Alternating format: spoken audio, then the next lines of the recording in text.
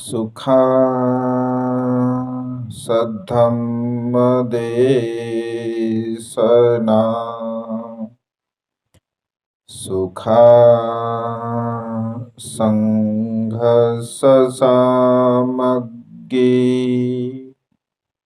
समगानं तपो सुखो। विश्ववंदनीय विश्वशांतीदूत प्रज्ञाशील समाधीचे उद्गाता महान करुणावान करुणेचा सागर तथागत सम्यक संबुद्ध तथागतांचा पावन पवित्र सद्धम्म, त्या सद्धम्माचा सातत्याने प्रचाराने प्रसार करणारा सदा पूजनीय भिक्खू संघ, बुद्ध धम्म आणि संघ या महान तीन रत्नाचे आम्हा सर्वांना माहिती करून देणारे आम्हा सर्वांचा आधारस्तंभ, भारतीय घटनेचे शिल्पकार बोधिसत्व गुणपेतांक डॉक्टर बाबासाहेब आंबेडकर यांच्या धम्मक्रांतीमध्ये संपूर्ण जीवन समर्पित करतो। आज या मंगलमय प्रसंगी पुणे या शहरामधील तळेगाव दाभाडी या परिसरामध्ये सारिकाताई बनसे उजगरे ताईंनी 3 महिन्यापर्यंत बाबासाहेब लिखित बुद्ध आणि त्यांचा धम्म या ग्रंथाचं वाचन केलं।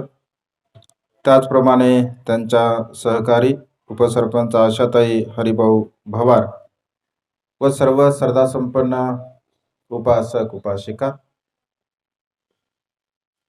3 महिन्यापर्यंत ग्रंथाचं वाचन करून त्याचा समारोप भिक्खू संघाच्या द्वारा करावा, हा एक सम्यक संकल्प सारिकाताईने जेव्हा वर्षावास सुरुवात होत होती तेव्हाच तो करून दाखवला की म्हणते, खरं तर आमचा काय असा फारसा परिचय वगैरे काही म्हणजे नव्हता, केवळ मोबाईलवरून चॅनलवरून तो संपर्क झालेला आहे। सातत्याने प्युरिटी ऑफ माइंड या चॅनलला ते फॉलो करतात आणि तिथे आमचा नंबर त्यांना मिळाला आणि तेव्हापासून त्या संपर्कामध्ये आहेत। तर त्यांनी हा जो संकल्प म्हणजे केला की वर्षावासाच्या कालावधीमध्ये 3 महिन्यापर्यंत त्यांच्या मनोगतामध्ये त्यांनी बोलून सुद्धा ते दाखवलं। खरं तर यूट्यूबमुळे अनेक लोकांपर्यंत भगवंताची मूळ वाणी पोहोचत आहे। मोबाईल आपल्या हातामध्ये असतो आणि त्यामुळे सातत्याने भिक्खू संघाच्या धम्मदेशना आपल्याला यूट्यूबवरती पाहायला मिळतात। तर अशा प्रकारचे अनेक उपासक जशा ताई निर्माण झाल्या तसे अनेक उपासक उपासिका खेड्यापाड्यामध्ये सुद्धा निर्माण होत आहेत आणि त्यामुळे त्यांनी जो संकल्प केला तो संकल्प पूर्णत्वास आज घडीला म्हणजे गेलेला आहे। तसं 2-3 वेळेस तारखा मिस सुद्धा झाल्या, कारण आम्हाला वेळ नसल्यामुळे आमचं शेड्यूल थोडंसं म्हणजे बिझी असतं, त्यामुळे तारखा थोड्या चेंजेस झाल्या।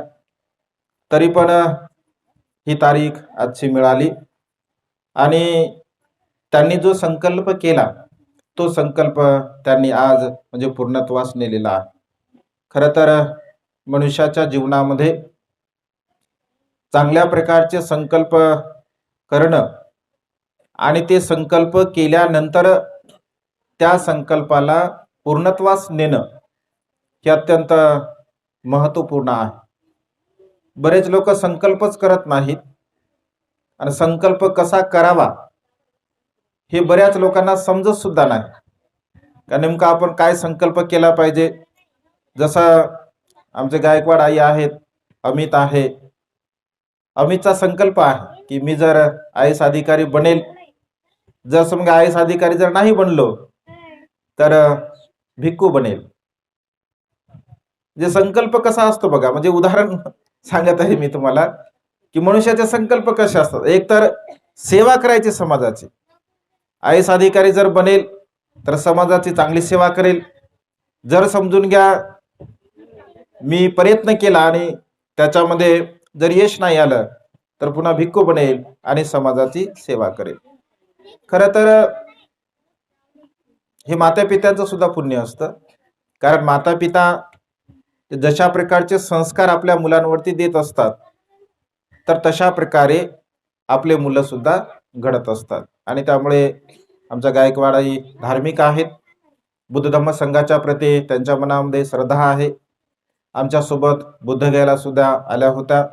बघा ते एक उपासक आमचे 30 किलोमीटरवरून धम्मदेशना ऐकायला आले. ते त्यांचा मुलगा खरं तर ते आम्हाला घरी घेण्यासाठी आले, म्हणजे घरी घेऊन जाण्यासाठी आले.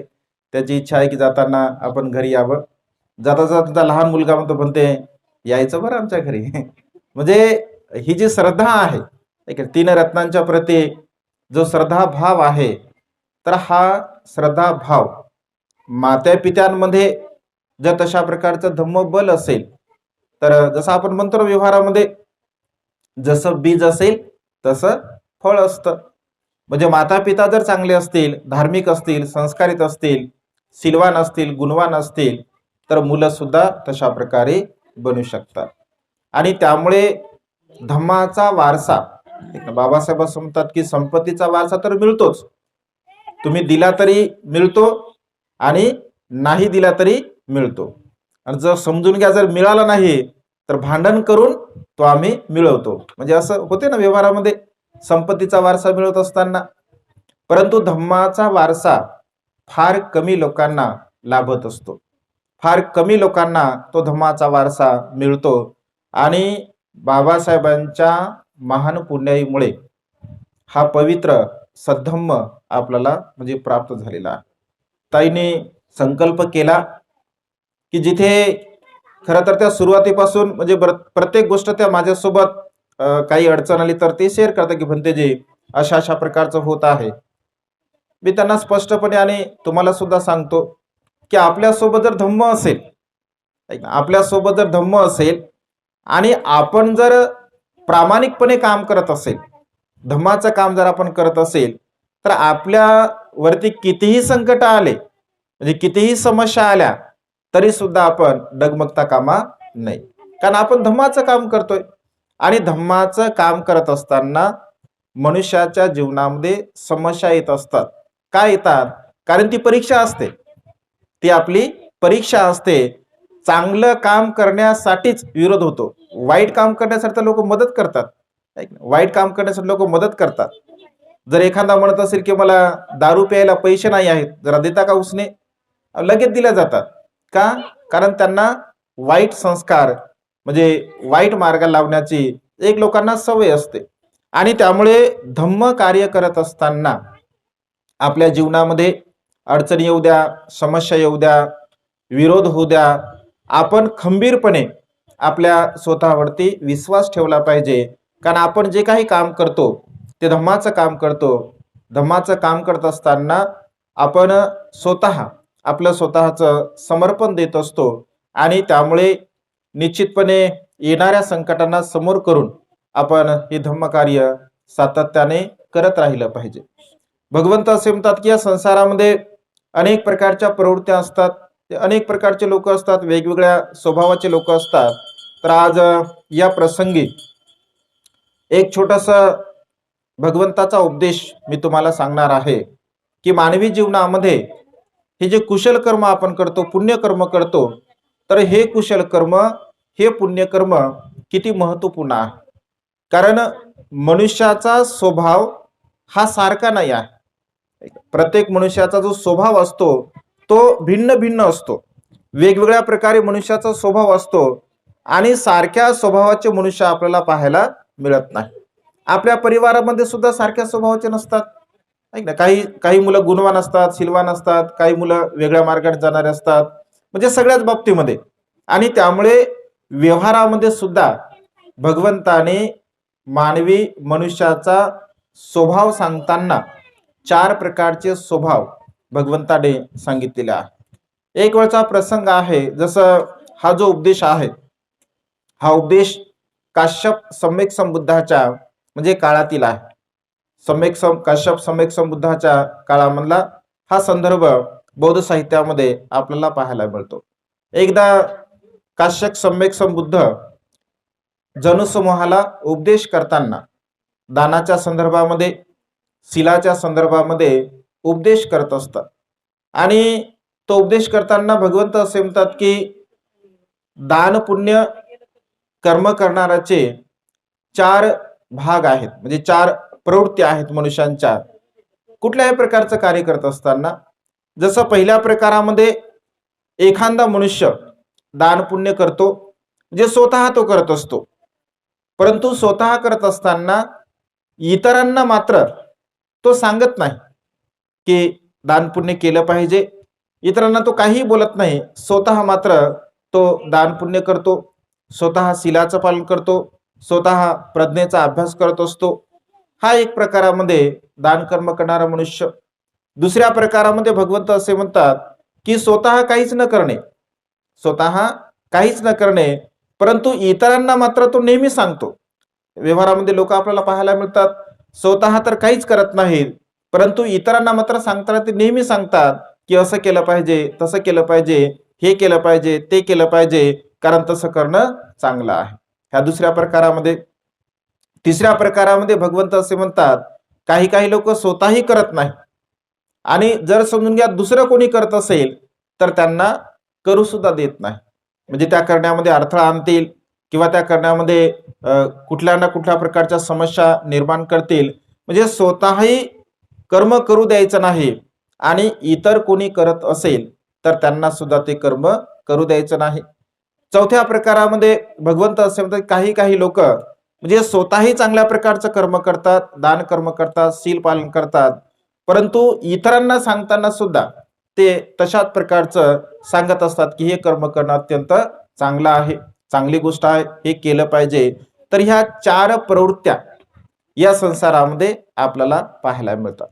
भगवंत असे म्हणतात की जो मनुष्य स्वतः करतो, स्वतः शील पालन करतो, स्वतः दान पुण्य करत असतो, स्वतः चांगल्या प्रकारचं कर्म करतो, आणि स्वतः कर्म करत असताना यदा कदाचित तो मनुष्य जर मृत्यूला प्राप्त झाला, आणि मृत्यूला प्राप्त होऊन जर मनुष्य भूमीमध्ये जर तो जन्मास आला, तर त्या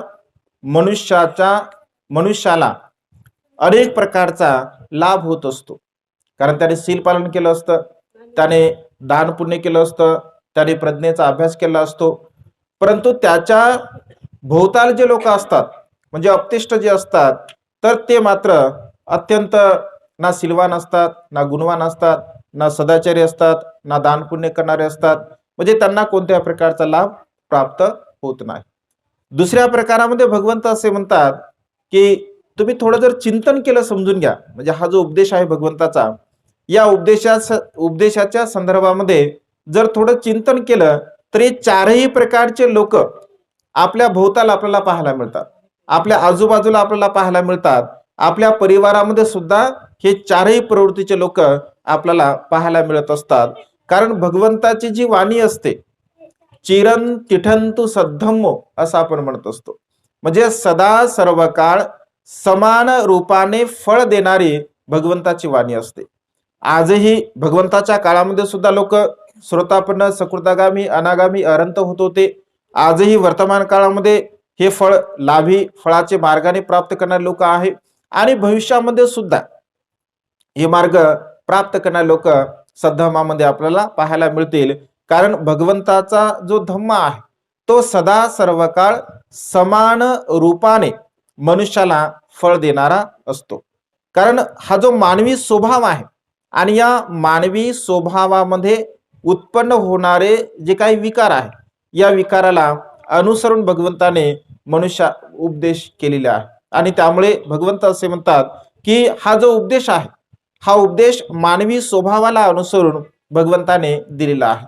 तर दुसऱ्या प्रकारामध्ये जो स्वतः म्हणजे काहीच करत नाही, परंतु इतरांना मात्र तो नेहमी सांगतो की दान पुण्य केलं पाहिजे, शील पालन केलं पाहिजे, प्रज्ञेचा अभ्यास केला पाहिजे. जसं व्यवहारामध्ये आपण बघतो ना, अनेक लोक फक्त सांगतात, की असं केलं पाहिजे, तसं केलं पाहिजे, हे केलं पाहिजे, ते केलं पाहिजे, परंतु स्वतः मात्र काहीच करत नाही. आणि मग आपण म्हणतो दुसऱ्याला सांगत राहा तुम्ही. कधी कधी मजाकमध्ये किंवा हसी मजाकमध्ये आपण म्हणतो की फक्त दुसऱ्याला सांगायचं, आपण कधी करायचं, आपणही करावं थोडं. कधी कधी आपण असं म्हणतो. म्हणजे अनेक लोक फक्त दुसऱ्याला सांगताना सांगत असतात, स्वतः मात्र प्रॅक्टिकली स्वतः त्याचं अनुसरण काहीही करत नसतात. तर भगवंत असे म्हणतात की असे लोक यदा कदाचित मृत्यूला प्राप्त झाले आणि मनुष्य भूमीमध्ये जर ते जन्मास आले, तर त्यांना कोणत्याही प्रकारचा लाभ होत नाही. ना ते सौंदर्याने युक्त असतात, ना ते धनाने युक्त असतात, ना प्रज्ञेने युक्त असतात, परंतु त्याच्या भोवताल जे काही परिवारातील लोक असतात त्यांना सर्व प्रकारचा लाभ असतो, कारण त्यांनी सांगितल्यामुळे त्यांनी तशा प्रकारचे कर्म केलेले असतात. या दुसऱ्या प्रकारामध्ये त्यांना लाभ होत असतो. तिसऱ्या प्रकारामध्ये भगवंत असे म्हणतात की काही काही लोक स्वतःही करत नाहीत आणि इतर जर करत असतील तर त्यांना सुद्धा करू देत नाही. हा स्वभाव या संसारामध्ये अनेक लोक आपल्याला पाहायला मिळतात. म्हणजे चांगलं काम असेल, शील पालन असेल, दान पुण्य असेल, समाजकार्य असेल किंवा कोणत्याही प्रकारचं कार्य असेल, तरी कोणत्याही प्रकारच्या कार्यामध्ये काही काही लोक जे स्वतःही बिलकुल करत नाहीत, ना शील पालन करतात, ना दान पुण्य करतात, ना प्रज्ञेचा अभ्यास करतात, आणि इतर कोणी करत असेल तर त्यांना सुद्धा ते अडथळा आणतात. त्यांना सुद्धा म्हणतात हे केल्यानं काय होणार आहे, असं केल्यानं काय होणार आहे, काय लाभ होणार आहे. म्हणजे दुसरे कोणी जरी करत असतील तर त्यांना सुद्धा ते अडथळा निर्माण करत असतात. भगवंत असे म्हणतात की अशा प्रकारचा मनुष्य यदा कदाचित मृत्यूला प्राप्त झाला आणि मनुष्यभूमीमध्ये जर जन्मास आला तर त्यांना कोणत्याही प्रकारचा लाभ होत नाही. ना त्यांना सौंदर्याचा लाभ होतो, ना त्यांना धनाचा लाभ होतो, ना त्यांना प्रज्ञेचा लाभ होत असतो. जे त्यांना तर होतच नाही, परंतु त्यांचे अपतेष्ट सुद्धा अगदी तशाच प्रकारचे असतात, कारण त्यांनी स्वतःही केलेलं नसतं आणि इतरांना सुद्धा तशा प्रकारची प्रेरणा दिलेली नसते. भगवंत असे म्हणतात की अशा प्रकारची जी लोक आहेत, तर अशा प्रकारची लोक ज्याप्रमाणे स्मशानामध्ये जळालेलं लाकूड, एकदा जर एखाद्या प्रेताला म्हणजे आपण लाकूड जाळलं आणि शिल्लक जर लाकूड असेल तर एकदा जळालेलं लाकूड पुन्हा जाळण्यासाठी कामी येत नाही, कोणी त्याला पुन्हा त्याचा उपयोग करत नाही जाळण्यासाठी. किंवा दोन्ही बाजूने चिखलाने माखलेलं लाकूड असावं, ते अनेक दिवसापर्यंत पाण्यामध्ये राहिलेलं असावं, तर अनेक दिवसामध्ये म्हणजे दिवसा पाण्यामध्ये राहणारं लाकूड जर तुम्ही त्याला बाहेर काढलं तर ते लाकूड जळत सुद्धा नाही. जर तुम्ही कधी अनुभव घेतला असेल तर अनेक दिवस पाण्यामध्ये राहणार लाकूड कधीही जळत नाही, त्याचा जळण्याचा स्वभावच राहत नाही. अगदी तशा प्रकारे हा मनुष्य या संसारामध्ये ना स्वतःच्या कामी असतो ना इतरांच्या कामी असतो. तर या मनुष्यांचं जीवन भगवंत असे म्हणतात की निष्फळ आहे. याला मनुष्य जीवन लाभ झाला, मनुष्य जीवन प्राप्त झालं, मनुष्य भूमीमध्ये येऊन सुद्धा याने मनुष्यासारखं कोणत्याही प्रकारचं कर्म न केल्यामुळे ना हा वर्तमान काळामध्ये सुखपूर्वक जीवन जगला, ना याला मृत्यूच्या पश्चात कुठल्या प्रकारचं सुख प्राप्त होऊ शकेल. या मनुष्याचं जीवन व्यर्थ आहे असं भगवंतांनी म्हटलं आहे. परंतु चौथ्या प्रकारामध्ये भगवंत असे म्हणतात जे स्वतः करतात आणि इतरांना सुद्धा तशा प्रकारची प्रेरणा देत असतात. म्हणजे आपण तर स्वतः करावंच करावं, परंतु इतरांनी सुद्धा तशा प्रकारचं आचरण करावं, तशा प्रकारचं अनुसरण करावं, शील पालन करावं, दान पुण्य करावं, प्रज्ञेचा अभ्यास करावं, अशी त्यांची ती तळमळ असते. अशी तळमळ ज्या मनुष्यांच्या मनामध्ये असते, भगवंत असे म्हणतात की ते वर्तमान काळामध्ये स्वतः तर सुखपूर्वक जीवन जगतच असतात, परंतु त्यांच्यामुळे इतरांना सुद्धा धम्माचा लाभ होत असतो. इतरांना सुद्धा धम्म श्रवण करण्याची संधी प्राप्त होत असते. इतरांना सुद्धा कुशल कर्म पुण्यकर्म करण्याची संधी प्राप्त होत असते. आम्ही म्हणजे मला अनेक वेळा, जसं की मागच्या वेळेस ताईने शिबिर घेतलं होतं, तर तेव्हा सुद्धा त्यांनी मला बोलवलं होतं की शिबिर भंतेजी आमच्याकडे आहे, 7-8-10 महिला आमच्याकडे येत राहतात नेहमी, जर तुम्हाला वेळ मिळाला तर तुम्ही येऊ शकता. परंतु वर्षावासामध्ये फार शेड्यूल बिझी असतं, 2-2, 3-3 ठिकाणी धम्मदेशना देण्यासाठी म्हणजे जावं लागतं. तर म्हणजे त्या स्वतः तर करतात. मला सांगायचं हे आहे की चौथ्या प्रकारामध्ये खरं तर सारिकाताईंनी जे काम केलं तर हे चौथ्या प्रकारामध्ये मोडतं.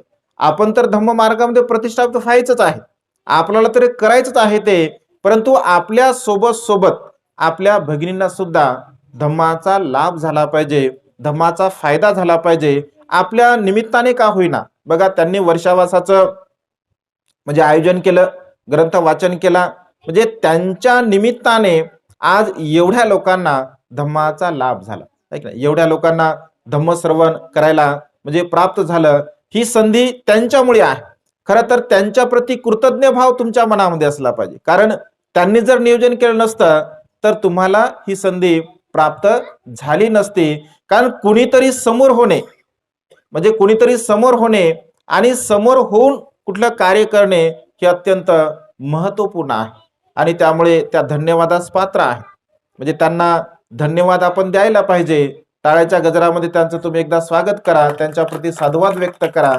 कारण हा जो कृतज्ञ भाव आहे,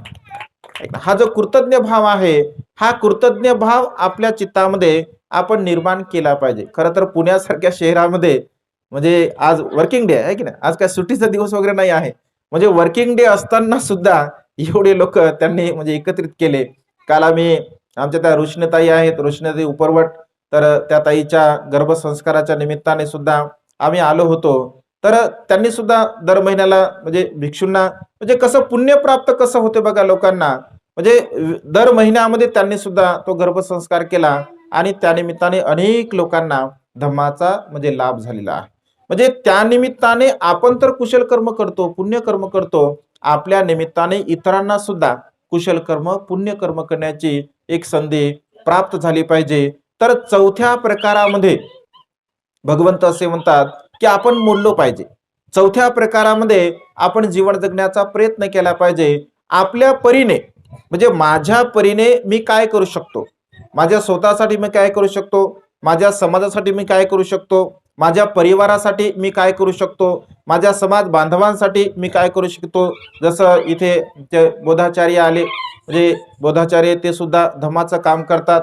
धम्माचं काम कोणी असो, जसं भंतेजीने धम्मचारी म्हणजे धम्मचारी सुखं सेती असं म्हटलं आहे. म्हणजे धम्माचं काम करणारा कोणताही व्यक्ती असो तर तो सुखपूर्वक म्हणजे जीवन जगत असतो. धम्माची 4 रथ 4 चाक बाबासाहेबांनी सांगितले, भिक्षू भिक्षुनी उपासकानी उपासिका, ही समान रूपाने चारही चाक धम्माचं काम करण्यासाठी अग्रेसर असली पाहिजे. आपण धम्म कार्य करत असताना तिथे कुठल्याही प्रकारचा अडथळा अडीअडचणी न आणता उत्साहपूर्वक आपण त्यांना मदत केली पाहिजे, उत्साहपूर्वक त्यांना आपण सांगितलं पाहिजे. लहान कोणी असेल तर त्यांना सांगितलं पाहिजे, समजून सांगलं पाहिजे की अशा अशा प्रकारचं इथे इथं चुकत आहे, याला अशा अशा प्रकारची दुरुस्ती केली पाहिजे, याला असं वाढवलं पाहिजे. हे समजूतदारपणाने आपल्या अनुभवाने त्यांना प्रेरणा देऊन आपण सांगण्याचा प्रयत्न केला पाहिजे. परंतु धम्म कार्य करत असताना आपण कोणत्याही प्रकारचा कुठलाही विरोध किंवा कुठल्याही प्रकारच्या अडीअडचणी निर्माण करू नये. कारण धम्म कार्यामध्ये अशा प्रकारचं कार्य जर आपण केलं तर अनंत अकुशल कर्म आपल्याकडून घडल्या जात असते आणि त्यामुळे सातत्याने धम्म कार्य करत असताना ही भावना आपल्या चित्तामध्ये असली पाहिजे. अशा प्रकारचं भगवंत विश्लेषण करतात. ही 4 प्रकारची लोक, 4 प्रकारच्या प्रवृत्ती भगवंत सांगत असतात आणि 4 प्रकारच्या प्रवृत्ती सांगत असताना त्या जनसमूहामध्ये अनेक लोक धम्मदेशना श्रवण करत असतात आणि अनेक लोक धम्मदेशना श्रवण करत असताना एक शेवटी एक उपासक असतो. त्याला असं वाटतं की अरे हे तर अत्यंत महत्वपूर्ण उपदेश आहे, खरोखर आहे, आपण सुद्धा हे कार्य केलं पाहिजे. आणि लगेच तो भगवंताकडे जातो आणि भगवंताला म्हणतो की भगवान, उद्याचं भोजन भिक्खू संघासह आमच्याकडे आपण स्वीकार करावा. भगवंत असे म्हणतात की किती भिक्षूंना भोजन द्यायचं आहे, तर तो म्हणतो की भगवान, आपल्यासोबत जेवढे भिक्षू आहे त्या संपूर्ण भिक्षूंना मी भोजनदान देत आहे. तर भगवंत असे म्हणतात की ठीक आहे, आणि तो निमंत्रण घेऊन आपल्या गावामध्ये जात असतो. बघा, ही 4 प्रकारची लोक भगवंताने सांगितले, त्याने श्रवण केले आणि तो विचार करतो की आपल्याला 4थ्या प्रकारामध्ये जायचं आहे, आपल्याला 4थ्या प्रकारामध्ये बनायचं आहे. आपण स्वतः तर भंतेंना भोजनदान द्यायचंच आहे, परंतु नगरामध्ये असणाऱ्या सर्व लोकांना आपण सांगायचं, प्रत्येकाच्या घरी जाऊ जाऊ सांगायचं की मी भगवंताला, भिक्खू संघाला भोजनदान दिलं. जर तुमची इच्छा असेल तर तुम्ही एवढ्या भिक्षूंचं भोजनदान स्वीकारू शकता. तर प्रत्येक घरी तो जात असतो आणि आपल्या सोबत एक व्यक्ती घेतो, लिस्ट करतो की कोणी 5 भिक्षू, कोणी 10 भिक्षू, कोणी 20 भिक्षू, कोणी 50 भिक्षू, कोणी 100 भिक्षू. कारण भगवंतासोबत असंख्य भिक्खू असतात, खूप सारे भिक्षू असतात. तर अशा प्रकारे तो जात असतो आणि संपूर्ण घरी म्हणजे प्रत्येक घरी जाऊ जाऊ तो भिक्षूंना वाटतो. मग आपल्या क्षमतेनुसार आणि ज्यांनी कुणी ऐकलं नाही, म्हणजे ज्यांना कुणी शंका कुशंका उत्पन्न केली, तर त्यांना हे 4 प्रकार तो समजून सांगत असतो. आणि 4 प्रकार समजून सांगल्यानंतर पुन्हा त्यांची इच्छा होते की नाही आपण भोजन दिलं पाहिजे. शेवटी मात्र एक अकिंचन असतो. अकिंचन म्हणजे अत्यंत गरीब, की आज जर दिवसभर जर समजा कार्य केलं तर संध्याकाळी तो काहीतरी खाऊ शकतो, अशा प्रकारची परिस्थिती त्याची असते. आणि अशा प्रकारच्या व्यक्तीकडे सुद्धा तो विचार करतो की आपण सर्वांकडे गेलो, हा अत्यंत गरीब आहे, हा देऊ शकेल का भोजन? कारण हाच तर दुसऱ्यांच्या घरी म्हणजे भोजन मागून आपली उपजीविका करतो, हा देऊ शकेल का? पण तो विचार करतो की आपला संकल्प काय आहे की प्रत्येकाला या संघदानामध्ये आपण सहभागी करून घ्यायचा आहे. तर तो त्यांच्याकडे सुद्धा जातो आणि त्यांना म्हणतो की अशा अशा प्रकारे भिक्खू संघाच्या भोजनाचं आम्ही आयोजन केलेलं आहे. जर तुझी इच्छा असेल तर तू भिक्खू संघाला भोजनदान देऊ शकतो. किती म्हणते ना तू भोजन देऊ शकतो? तर तो म्हणतो माझं मलाच होत नाही, मीच तर दुसऱ्याकडे मागून खातो, मी काम करतो, दिवसभर जर काम केलं तर संध्याकाळी मला खायला मिळतं आणि वरून पुन्हा एका भंतेना भोजन मी कसं काय देऊ शकतो? नाही नाही, माझ्याच्याने काय भोजन देणं होत नाही, अशा प्रकारे तो म्हणतो. तेव्हा तो जो व्यक्ती असतो तो म्हणतो बघ, भगवंताने अशा प्रकारचा उपदेश दिला आणि 4ही प्रकारचे जे लोक प्रवृत्त्या आहे त्या प्रवृत्त्या त्यांना तो समजून सांगतो. तो थोडा विचार कर, तो थोडा चिंतन कर, या नगरामध्ये किती लोक राहतात, एवढे लोक असताना सुद्धा तुझ्यासारखं कोणी एवढं गरीब आहे का? तुझ्यासारखं कोणी दुबळा आहे का? तुझ्यासारखं कोणी जीवन जगत आहे का? मग तू तू या अवस्थेमध्ये जीवन जगत आहे, कदाचित तू कुशल कर्म केलं नसेल, पुण्यकर्म केलं नसेल आणि तुला आता संधी चालून आलेली आहे, तर तू का पुण्यकर्म करत नाही? आणि तोही चिंतन करतो की खरोखरच मी एवढा गरीब का असेल, मी एवढा दुबळा का असेल, माझी प्रज्ञा अशी का असेल? तर निश्चितच आपण कुशल कर्म पुण्यकर्म केले नसतील. आता आपण कुशल कर्म पुण्यकर्म करूया. मग काही हो, कशाही परिस्थिती येऊ, आपण भिक्षूंना भोजन द्यायचं. तर तेव्हा म्हणतो की एका भिक्षूंचं भोजन मी स्वीकारू शकतो. बघा, ज्यांच्या मनामध्ये कोणत्याही प्रकारची श्रद्धा नव्हती, बुद्धाप्रती, धम्माप्रती, संघाप्रती नव्हती, देण्याची ज्यांची बिलकुल इच्छा नव्हती, केवळ दुसऱ्याकडून घेणे अशा प्रकारचा त्याचा स्वभाव होता, त्याही मनुष्याच्या मनामध्ये त्या व्यक्तीने धम्मबीज निर्माण केलं आणि एका भिक्षूंना भोजन मी देऊ शकतो अशा प्रकारे त्याची मानसिकता त्याने निर्माण केली. आणि तो म्हणतो की ठीक आहे, मी एका भिक्षूंना भोजन देतो. पत्नी घरी नसते, पत्नी घरी नसल्यामुळे थोड्या वेळाने येते आणि पत्नीला तो सांगतो की मी अत्यंत एक आनंदाची गोष्ट तुला सांगणार आहे. पत्नीला वाटतं की काहीतरी खायला भेटते काय की, किंवा काहीतरी आणते काय की. तर ते म्हणते सांगा सांगा काय आणलं काय आणलं? ते म्हणते काही आणलं नाही, एका भिक्षूंना आपण उद्या भोजनाचं आपल्या घरी निमंत्रण देत आहोत. ते म्हणते आपल्यालाच खायला नाही आणि कोण एका भंतीला तुम्ही भोजनाला बोलवला आता उगच. पुन्हा मग पत्नीला सुद्धा ते समजून सांगते 4 प्रकारचे लोक की असे असे आहेत. मग पत्नीला असं वाटतं की ठीक आहे, हरकत नाही. पत्नी सुद्धा तयार होते आणि गावामध्ये फिरतो तो. आता काहीतरी काम करावं लागेल, काहीतरी कार्य करावं लागेल. बघा, मनुष्याच्या जीवनामध्ये जर कुशल कर्म पुण्यकर्म जर करायचं असेल तर किती परिश्रम करावे लागतात, किती मेहनत करावी लागते. हे सहजासहजी पुण्य प्राप्त होत नाही, सहजासहजी कुशल कर्म होत नाही, किंवा सहजासहजी कोणत्याही प्रकारचं कार्य आपल्याला करता येत नाही. त्या कार्याच्या पाठीमागे अत्यंत परिश्रम असतात, अत्यंत मेहनत असते. आणि ती मेहनत, ती परिश्रम बघण्याचा जर दृष्टिकोन आपला असेल, आपल्याकडे ती दृष्टी असेल, तर त्या परिश्रमाला, त्या मेहनतीला आपण बघू शकतो. पण दृष्टिकोन जर नसेल, आपल्याला तेवढी बुद्धी नसेल, प्रज्ञा नसेल, तर ते आपण मात्र बघू शकत नाही. आणि तो नगरामध्ये जातो. नगरामध्ये गेल्यानंतर आता एवढ्या भिक्षूंना भोजनाचं निमंत्रण असतं, तर अनेक लोकांकडे कामं असतात. आणि एका श्रेष्ठीकडे तो जातो आणि त्यांना म्हणतो की स्वामी, काही कार्य आहे का, काही काम आहे का? तर तो म्हणतो हो, काम आहे माझ्याकडे, कारण मी आता माझ्याकडे 500 भिक्षू भोजनासाठी येत आहेत, तर त्यांच्यासाठी लाकडं फोडायची आहे. तर तो म्हणतो ठीक आहे, आणि तो लाकडं फोडतो. लाकडं फोडत असताना अत्यंत प्रसन्नतेने, अत्यंत आनंदाने तो कार्य ते करत असतो. तर कार्य करताना श्रेष्ठी म्हणतो, अरे अकिंचन, यापूर्वी सुद्धा तू आमच्याकडे काम केलं, पण एवढ्या प्रसन्नतेनं, एवढ्या आनंदाने तू काम कधी केलंच नाही. आज एवढ्या प्रसन्नतेने तू काम का करत आहे? तर तेव्हा तो म्हणतो की स्वामी, आज उद्या माझ्याकडे एक भिक्षू भोजनासाठी येत आहे आणि त्यांच्यासाठी मी हे कार्य करत आहे. तू सुद्धा भिक्षूंना भोजन देतो? तर तो हो, मी सुद्धा भिक्षूंना भोजन देतो. आणि अशा प्रकारे दिवसभर तो परिश्रम मेहनतीनं कार्य करत असतो. त्याची पत्नी सुद्धा घरी जाते, ती सुद्धा प्रसन्नतेनं काम करत असते. ती सुद्धा प्रसन्नतेनं काम करत असल्यामुळे तिला सुद्धा आनंद होत असतो. आणि लोकांची एक परोपकार वृत्ती असते बघा. म्हणजे एखादा मनुष्य जर चांगल्या प्रकारचं कार्य करत असेल, काम करत असेल, तर परोपकार वृत्ती सुद्धा लोकांमध्ये असते. याचा मोबदला तर याला मिळतोच मिळतो, परंतु लोक खुश होऊन सुद्धा याला अत्यंत उच्च प्रतीचे म्हणजे तांदूळ देत असतात, उच्च प्रतीचे. त्याच्या पत्नीला उच्च प्रतीचं म्हणजे मसाले पदार्थ दिल्या जातात. आणि पूर्ण दिवसभर तो कार्य करत असतो. आणि संध्याकाळी पत्नी सुद्धा खूप सारं सामान घेऊन येते आणि हा सुद्धा खूप सारं तांदूळ घेऊन जात असतो. दिवसभर त्या ठिकाणी ते थकलेले असतात.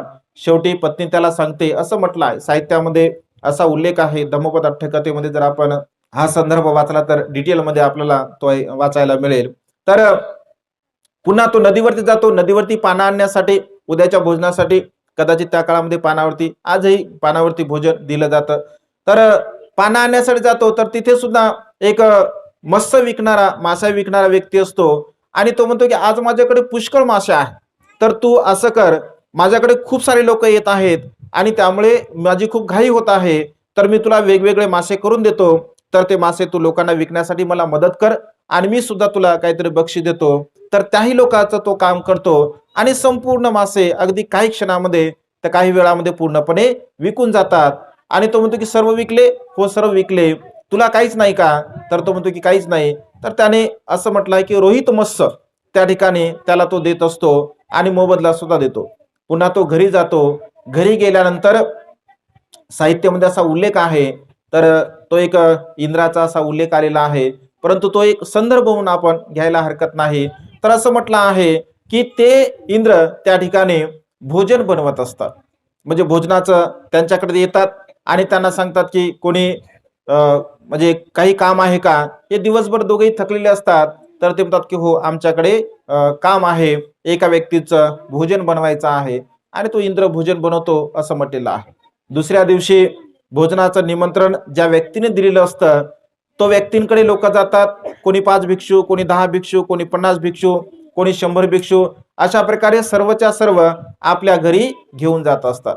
हा घाईघाईने त्या उपासकांकडे जातो आणि त्यांना म्हणतो की माझ्याकडे एक भिक्षूंना तुम्ही पाठवणार होते, तर माझ्याकडे आता भोजन तयार आहे, तुम्ही एका भिक्षूंना पाठवून द्या. जेव्हा तो ते लिस्ट बघतो, तर त्या लिस्टमध्ये अनावधानाने त्या व्यक्तींचं नाव म्हणजे अकिंचनचं नाव लिहायचं राहून जातं आणि सर्वच्या सर्व भिक्षू भोजनासाठी निघून जात असतात. तेव्हा तो म्हणतो की अरे, मी तर तुझं नाव लिहिलंच नाही, तुझं नाव लिहिण्याची मला आठवणच नाही राहिली. तर तो म्हणतो की असं तर बिलकुल होणार नाही, माझा तुम्ही नाश करू नका, मला तुम्ही दुःख देऊ नका. एक तर माझी इच्छा नव्हती भोजन देण्याची, तुम्ही म्हटल्यामुळे मी भोजन दिलं, आणि आता जर तुम्ही तशा प्रकारे मला भिक्षू देणार नसाल, तर मी मात्र, माझी ती हानी आहे, मला ते दुःख होणार आहे, माझा हा तुम्ही घात करू नका. तर तो अत्यंत बेचैन, त्याला असं वाटतं की आता नेमकं काय करावं. सगळे तर भिक्षू निघून गेले, पण पुन्हा त्याला आठवते की अरे, जगाचे कल्याण करते सम्यक संबुद्ध अद्याप कुणाकडे भोजनासाठी गेलेले नाही आहे. तू असं कर, तू तात्काळ जा आणि भगवंताच्या कुटीच्या समोर जाऊन तू बस. भगवंताने कुटीचा दरवाजा उघडल्याबरोबर तू भगवंताचं पात्र घे. आणि तो धावत धावत जातो. इकडे राजे लोक, श्रेष्ठी लोक, श्रीमंत लोक त्या भगवंताच्या कुटीच्या समोर बसले असतात की भगवंत आल्याबरोबर भगवंताचं आपण पात्र घ्यावं आणि आपल्याकडे भगवंताला भोजनाला घेऊन जावं. तो अकिंचन तिकडे येतो तेव्हा लोक त्याला म्हणतात, अरे थांब थांब, तू इकडे येऊ नको, आता सध्या काही भोजन नाही आहे, भोजन भिक्खूसंघात झाल्यानंतर तुला आम्ही भोजन देऊ. तर तेव्हा तो म्हणतो की नाही, मला भोजन पाहिजे नाही आहे, मला भगवंताचं दर्शन घ्यायचं आहे, मला भगवंताला भेटायचं आहे. आणि भेटायचं म्हटल्याबरोबर त्या ठिकाणी त्याला येऊ देतात. तो भगवंताच्या कुटीच्या समोर येतो आणि भगवंताच्या कुटीच्या समोर बसल्याबरोबर भगवंत दरवाजा खोलतात. दरवाज खोलल्याबरोबर तो दोन्ही हात समोर करतो आणि भगवंत पात्र त्याच्या हातामध्ये देत असतात. भगवंत म्हणजे तो समोर चालतो, काश्यप बुद्ध त्यांच्या पाठीपाठी चालत असतात. राजे लोक असतात, श्रेष्ठी लोक असतात, ते विचार करतात की आता भगवंताने याच्या हातामध्ये पात्र दिलं, आता याच्या हातातलं पात्र आपण घेऊ पण शकत नाही, याला म्हणू पण शकत नाही, आणि हा तर एवढा गरीब आहे, हा भगवंताला भोजन देतो कसं देत नाही, असं जेव्हा ते विचार करतात. जर समजा याच्या घरी भोजन बनवलेलं नसेल तर आपण आपल्या घरी भगवंताला घेऊन जाऊ, अशा प्रकारे ते विचार करतात. आणि त्यामुळे सर्वच्या सर्वच त्याच्या पाठीमागे येत असतात. बघा, मनुष्याच्या जीवनामध्ये किती महान पुण्य, म्हणजे पुण्याची प्राप्ती, पुण्याची अनुभूती मनुष्याच्या जीवनामध्ये किती महान असते. भगवंत त्याच्याकडे भोजनाला जात असतात. असं म्हटलं आहे, जेव्हा ते पात्र त्या भोजनावरचं उघडलं जातं तर त्या संपूर्ण परिसरामध्ये त्या तांदळाचा जो सुगंध आहे तो सुगंध दरवळत असतो, त्या भोजनाचा सुगंध दरवळत असतो. एवढा सुगंध असतो की असं म्हटलं आहे की अद्याप तशा प्रकारचा सुगंध कोणीही गंध घेतलेला नसतो, एवढा त्या भोजनाचा सुगंध असतो. तेव्हा राजे लोक, श्रेष्ठ लोक विचार करतात, अरे हाय, निश्चितपणे याने भगवंतासाठी भोजनाची व्यवस्था केलेली आहे. भगवंत भोजन ग्रहण करतात आणि फार मोठी स्टोरी आहे. असं म्हटलं की त्याला अनेक प्रकारचा त्या ठिकाणी लाभ होत असतो. त्याला नगरश्रेष्ठीचं त्या ठिकाणी पद दिल्या जातं. म्हणजे उदाहरण सांगण्यात तात्पर्य एवढंच आहे की मनुष्याच्या जीवनामध्ये जर मनुष्याने एखादी गोष्ट जर ठरवली की मला ही गोष्ट करायची आहे आणि ती जर गोष्ट आपल्या हिताची असेल, इतरांच्या हिताची असेल, इतरांना सुख प्राप्त करून देणारी असेल, तर ती गोष्ट आपण निश्चितपणे आपल्या जीवनामध्ये केली पाहिजे. आणि सातत्याने धम्म कार्य करत असताना आपल्या जीवनामध्ये आपण कोणत्याही प्रकारच्या समस्येला न डगमगता किंवा कितीही प्रकारच्या समस्या आपल्या जीवनामध्ये आल्या असतील तरी सुद्धा धम्म कार्य आपण अत्यंत जोमाने, अत्यंत उत्स्फूर्तपणे आणि पुन्हा पुन्हा तेवढ्याच ताकदीनिशी आपण करण्याचा प्रयत्न केला पाहिजे. आणि धम्म कार्यामध्ये सहभागी करणारे लोक सुद्धा, सहाय्य करणारे लोक, मदत करणारे लोक सुद्धा तेवढेच महत्त्वपूर्ण असतात. आणि त्यामुळे सातत्याने बाबासाहेबांच्या या धम्म कार्याला अधिक गतिमान करण्यासाठी, समोराने समोर नेण्यासाठी हे कुशल कर्म, हे पुण्यकर्म आपण करण्याचा प्रयत्न केला पाहिजे. बाबासाहेबांच्या महान पुण्यामुळे, असीम पुण्यामुळे हा तथागतांचा पवित्र हा सद्धम्म आपल्याला प्राप्त झालेला आहे. या सद्धम्माचं अनुसरण करणे, आचरण करणे, या सद्धम्माचा प्रचार आणि प्रसार करणे ही आपली स्वतःची एक नैतिक जबाबदारी म्हणून आपण जीवन जगण्याचा प्रयत्न केला पाहिजे. निश्चितपणे सारिकाताईने जे काही कुशल कर्म केलं, पुण्यकर्म केलं, खरोखर हे वाखाणण्याजोगं कुशल कर्म आहे, पुण्यकर्म आहे. स्वतः तर त्यांनी कुशल कर्म केलंच केलं, परंतु या कुशल कर्मामध्ये इतरांना सुद्धा सहभागी होऊन त्यांनी अनंत अनंत असं पुण्यकर्म केलेलं आहे. आणि त्यामुळे त्यांनी केलेल्या कुशल कर्माच्या बलाने आपण त्यांना सहाय्य केलं, आपलंही कुशल कर्म झालं, पुण्यकर्म झालं. या संपूर्ण कुशल कर्माच्या बलाने भवार परिवार आणि उजगरी परिवार व तुम्हा सर्वांना तुमच्या जीवनामध्ये आयुष्यवर्ण सुखाने बलप्राप्त हो. तुम्हा सर्वांच्या इच्छित आणि पार्चित मनोकामना ढगातून मुक्त झालेला शीतल चंद्रमाप्रमाणे पूर्णत्वात जाऊ, अशा प्रकारची मंगलमय आणि उदात्त कामना या ठिकाणी व्यक्त करून ही देशना संपन्न करतो. सर्वांचं मंगल हो, सर्वांचं कल्याण हो, सर्वांना दीर्घायुष्य लाभो.